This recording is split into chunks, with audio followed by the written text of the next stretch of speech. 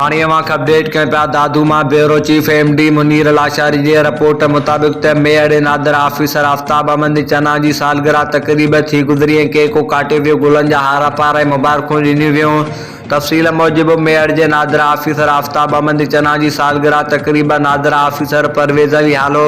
ऐं मेयर जे सीनियर सहाफ़ी MD मुनीर लाशारी पारां मुनक़िद सालगिरह तक़रीब में सिंध प्रेस क्लब मेयर जो बानी इलाही बशको चांडियो, चेयरमैन MD मुनीर लाशारी, सदर आजिज़ असगर सोडर, सरपरस्त आला हबीब हुजूरी, सरपरस्त फैज़ मोहम्मद पंवर, सरपरस्त साहब खान आलो, नायब सदर Nasrullah Solangi, deputy joint secretary Ashiq Ali Khoso, खजांची Mazhar Ali Bhutto, office secretary Mukhtiar Sindhi, Farad Ali Soomro, NADRA officer Naveed Ali Halo, Tufail Ahmed Chana, doctor Taufiq Ahmed Chana, advocate Imtiaz Solangi, Ramizo Raja Soomro ऐं ॿियनि शिरकत कई। नादर ऑफिसर आफ्ताब अली चना के सालगिरह जे मौके ते अदीब लेखक हबीब हुजूरी किताब पेश कयो। नादर ऑफिसर परवेज़ अली हालो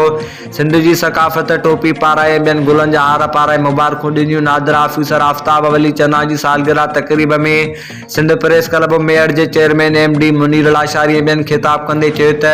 आफ्ताब अली चना ख़ुश मिज़ाज जा मालिक आहिनि, जेको हमेशह नादर ऑफिस में ग़रीब बेपच मारूअड़नि जो सहारो बणियल आहे। संदसि किरदारु साराह जोॻियो आहे। संदसि खे इंसानी हमदर्दी ते जसु ॾियूं था, जॾहिं त उन मौक़े ते नादर ऑफिसर आफ्ताब अली चना शुक्रियो अदा कंदे चयो त मेयर नादर ऑफिसर परवेज़ अली हालो,